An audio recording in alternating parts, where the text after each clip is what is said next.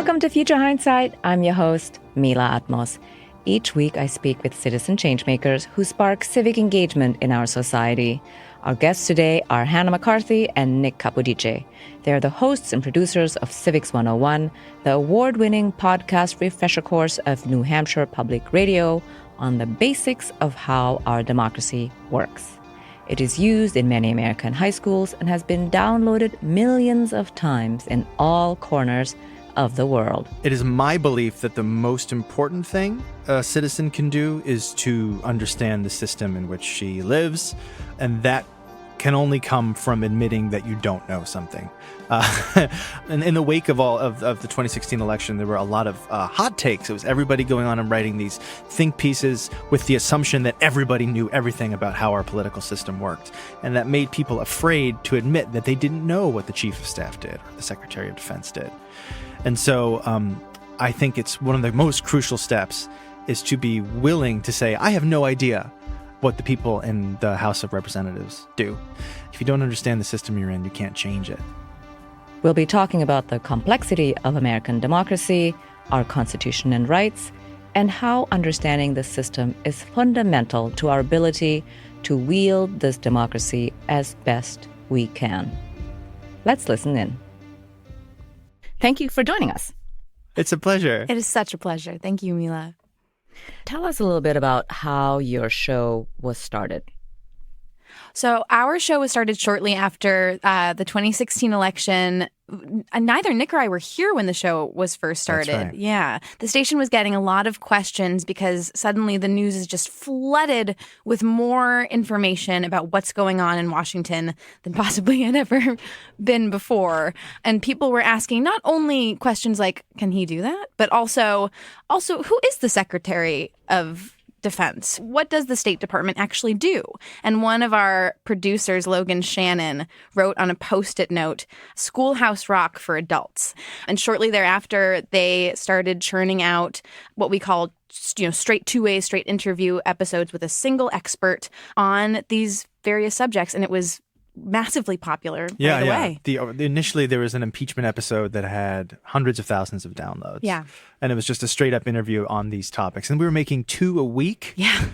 And I think at this point, we're almost up to like 13 million downloads of all the episodes put together.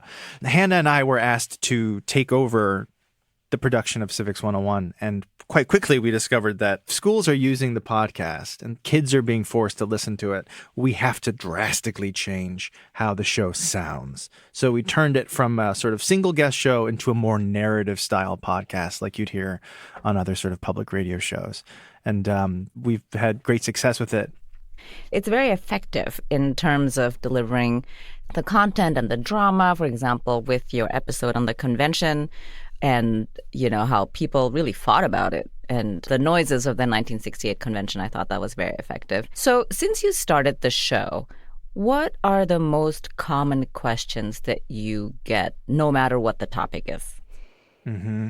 That's a great question. Hannah and I try very hard to make the show nonpartisan, specifically because schools use it. And also because, we want to explore systems as opposed to espouse an idea of politics. Regardless of that, the questions we get are quite closely related to the news cycle. So people ask a lot about impeachment. They're asking a lot about executive powers. They're asking about things that happen in the news. And this is a conversation that we're increasingly having. Sort of what is our responsibility? We are fully committed to being this nonpartisan show.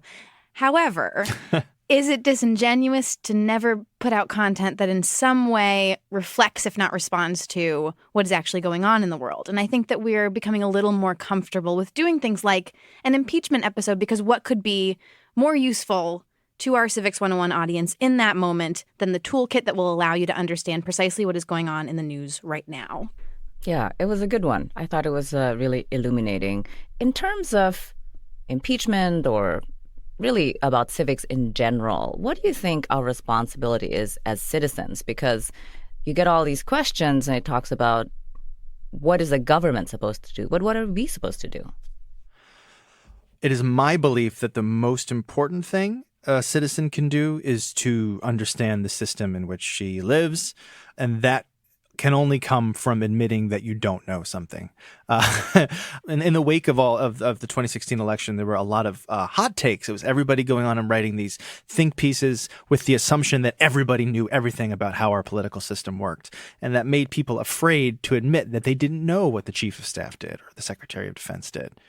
And so I think it's one of the most crucial steps is to be willing to say, I have no idea what the people in the House of Representatives do. I learned about it in school a little bit, but I forgot since then. If we don't go back and re-examine the system that we work in, if we don't start there, then what difference does the rest make? If you don't understand the system you're in, you can't change it. Yeah. What do you think? I think of it less of what is our responsibility and more of how can we empower ourselves. It doesn't matter that we live in a quote-unquote democracy, right? We live in a republic, but that's another question that we have all the time. Is it a republic? Is it a democracy? But that's another question for another day. But I think it's more that it doesn't matter that these systems exist, that these protections exist, that you have these rights. It does not matter if you do not know how they work and you do not know how to enforce them for yourself. And I think as someone who is not an expert in the field, for me, it has been illuminating. I mean, I'm learning about rights and responsibilities constantly, and really it's the rights part that I feel like people need to focus on, because we have to protect ourselves. We have to know how to utilize this democracy, because otherwise it doesn't matter that you live here in this country, because you will be taken advantage of. I hate to say it, but you will be.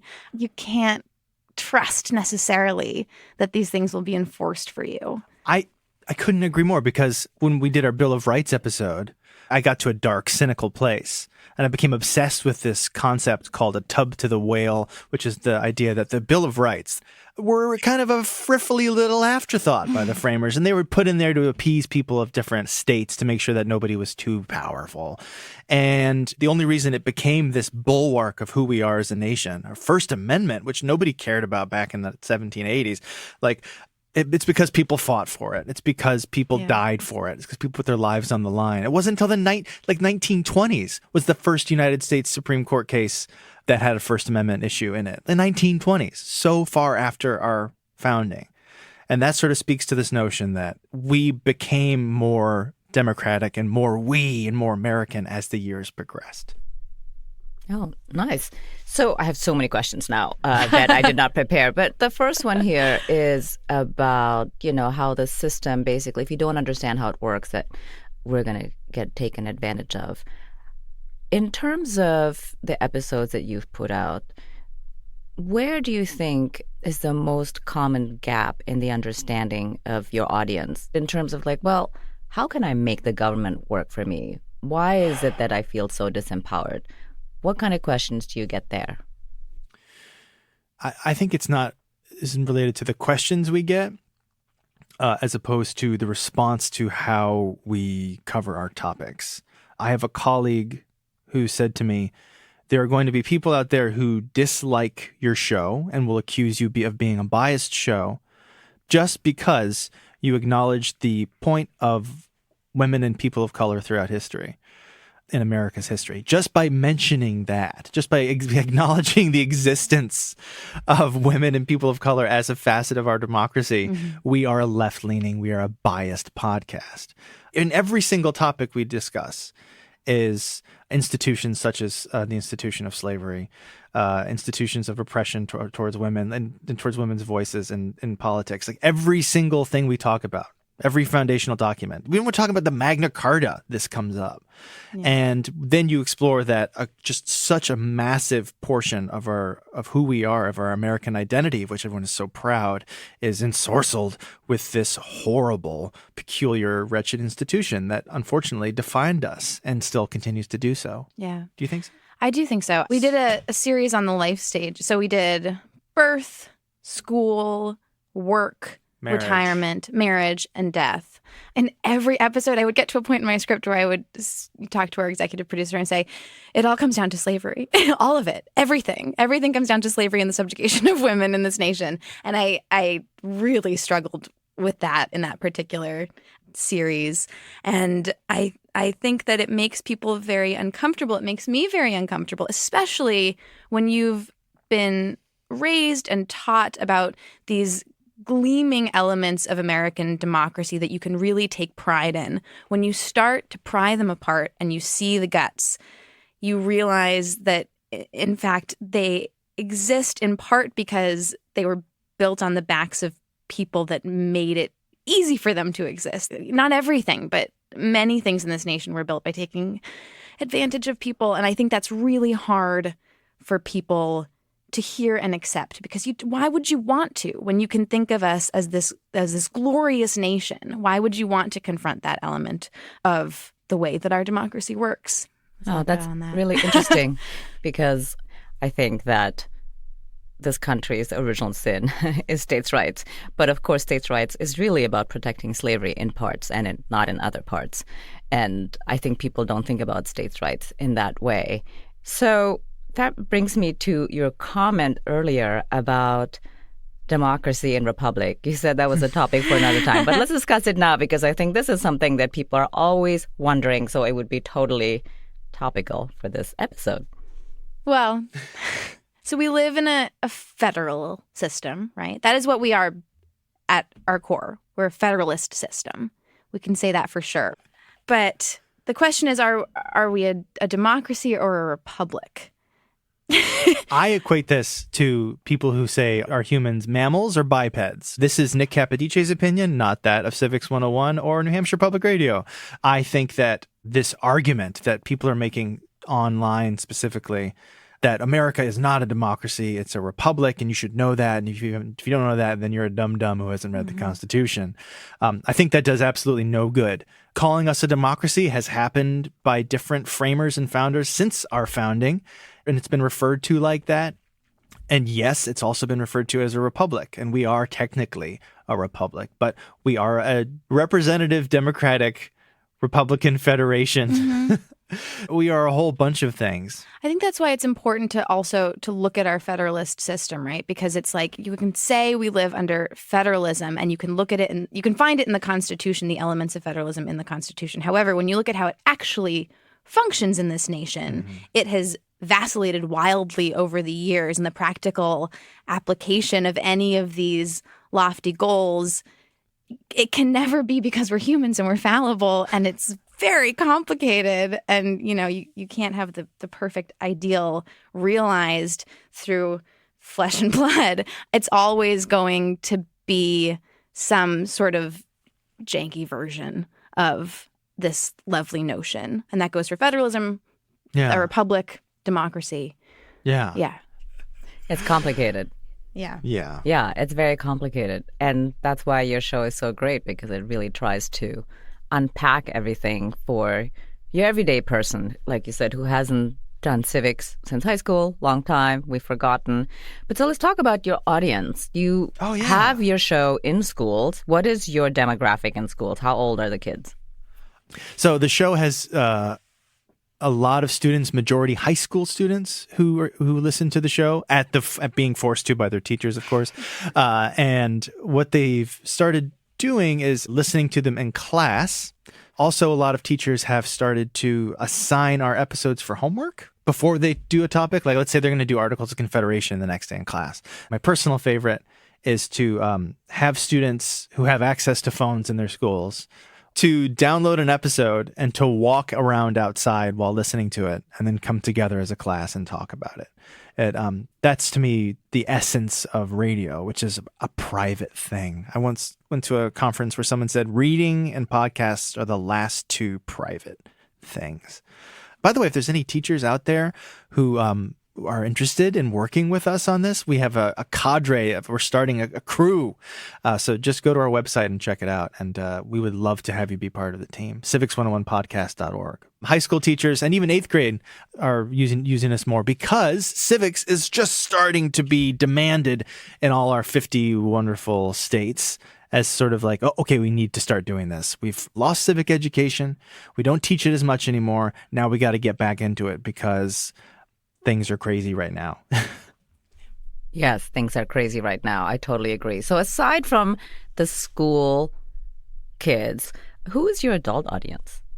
Do you know your data about that? I mean, our largest listenership is in California. We know that. We have listeners all over the world. Mm-hmm. We can see where they're downloaded.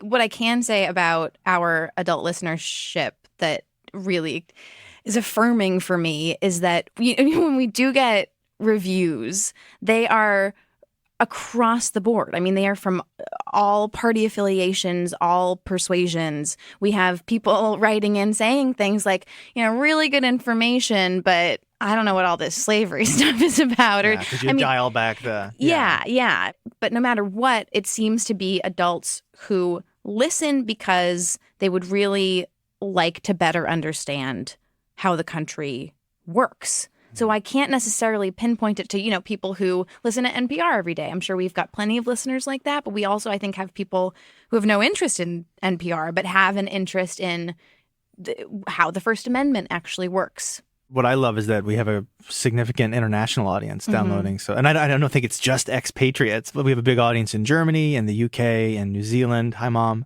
But I think there's people who are interested in how our system works, who are not Americans. Either to be like, how can you guys get it so wrong? Or your system's really great. But yeah, it's a growing international audience too, which gets me really excited. Yeah, that's awesome. I was just speaking to a friend of mine. She is Swedish and just became a naturalized citizen. And so she is going to vote for the first time. Oh, that's so exciting. And so we were talking about how it works. And she said, oh, that's totally different than how it is in Sweden. I said, yes. Yes, it's totally different than how it is in Sweden. She said, it's really straightforward. You vote and your vote gets counted in Sweden. And I said, yes, not here.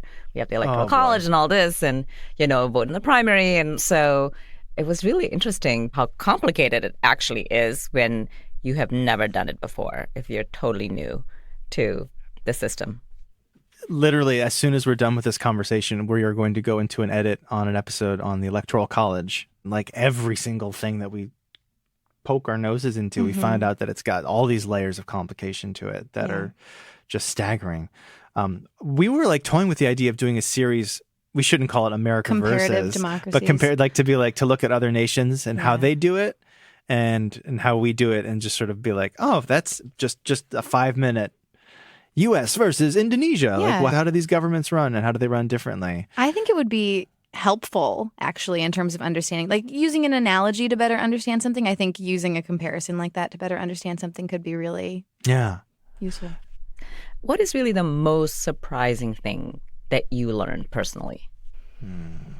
Because it's really not about this moment where you're like, oh, I really didn't know that, but sort of like, oh, this changes everything, the way that I think about this democracy, the way that I think about how I'm voting or how I'm a citizen, something that really was unlocking a door for you.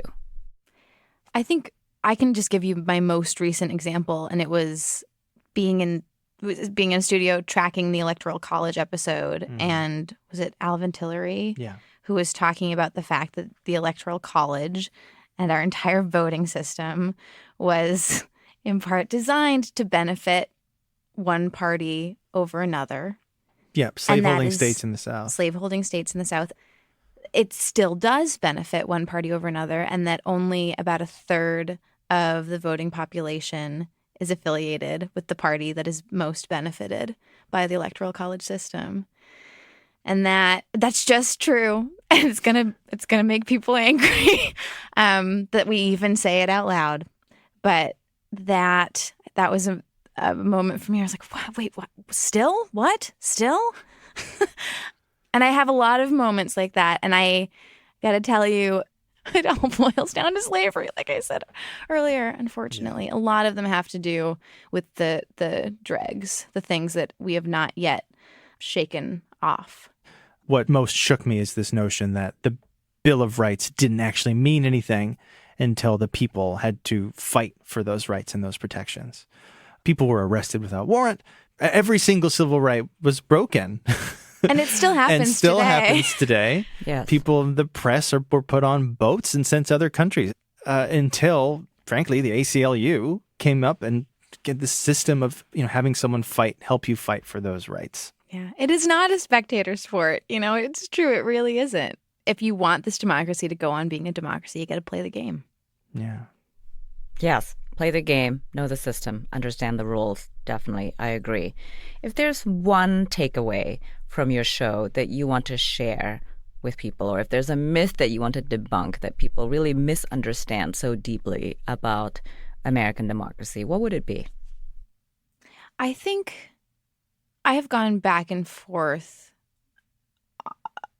on the Constitution quite a bit because it was crafted by fallible white men who had to cater to a abhorrent system. However, in all of our interviews with people who do see all of the cracks in both the founding of this nation and the way that the nation works now, you still hear these people who have studied the Constitution more than anybody say it's an astounding, marvelous, beautiful document written by very intelligent people. I mean, it's something apart, right? It's like a miracle that it ever happened and that it continues to work.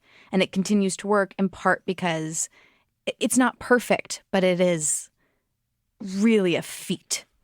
It sort of debunked my own myth a little bit. I hope it does for others when they listen to the show. Yeah. I think mine is when I was doing an episode on how a bill really becomes a law. And I had always thought senators and representatives were elected by the people to pass laws and do good and make this country great. And when you look at how the system operates, I was shocked at what a small percentage, fewer than 3% of bills proposed in the House become laws. A bill doesn't have a chance unless it's a bill to, name a post office after a guy or, change and make a national holiday about donuts. It's just bills don't have chances. And the thing that shocked me is that maybe it's not a terrible thing that it's so difficult to get legislation passed in our country. That's the way it was intended. The House is supposed to be the voice of the people, and it's wild and democratic and crazy, and they propose a ton of bills and nothing ever gets through. And the Senate is a place for debate, and a lot of stuff gets through there, but none of it gets past the filibuster. And it's up to you, dear listener, whether or not you think this is a good thing or a bad thing, but it's supposed to be hard for democracy to happen. Wow, those are really good answers. Thank you. It's good. It's good. I think this will make people really think about the way the system works. You both bring so much passion to the show. What is the source of your passion? This job is such a joy. Every single day I get to learn. I get to speak to the people who are, the foremost experts in the world on things. That's my job, to call people up and ask them what they know. And then I get to do my best to kind of dumb it down for people like me, and so that other people can understand it. And I think learning drives me. Understanding every single day that this is a privilege, a rare privilege, that I am permitted to and must call up people much, much smarter than me and ask them questions. Pursuit of knowledge. That's what drives me. When I was a little kid, this guy named Dave Lawrence from Dallas, Texas, grabbed me and said, "Nikki, there's one important thing in life, and it's the only thing that matters. And it's that everybody in this world has things in their head that you don't. And your job in life is to get it from their head into yours." And I really clung to that. I think I was like 8 years old. I genuinely think that curiosity is the greatest virtue in the world. And just like Hannah said, I delight in not knowing things and being wrong and finding things out. It's just such a joy. It's such a joy to admit ignorance about something, but paired with the excitement to learn about it. Yeah, that's what it is, curiosity. I love it. I love to learn. I mean, I will say that that's also my favorite part about this podcast, my own. Is that I'm always learning and discovering, and it's really wonderful. Looking into the future, what makes you hopeful? Adia Samba Kui. Yeah. That's what does it. We have a student podcast, a contest every year. We ask students to submit short podcasts, and we tweak them a little bit, and we put it into our feed. We've only done it 2 times. And the first time we did it, freshman in high school wrote a radio drama about arguments about representation during the Constitutional Convention. She made a fun radio play, and Hannah and I went down to Springfield and we recorded it and we made it into an episode. And this freshman in high school had a far deeper understanding of the constitutional convention than I did.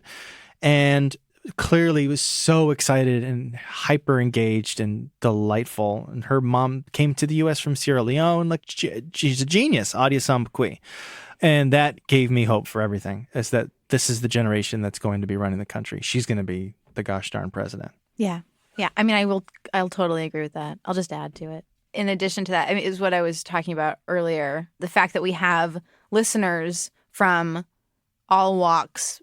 We've got libertarians, Republicans, Democrats, Green Party. We think we are so divided. However, despite those divisions, the fact that you can have all of these people who just genuinely want to understand what is going on, just like base level 101, just tell me what's going on.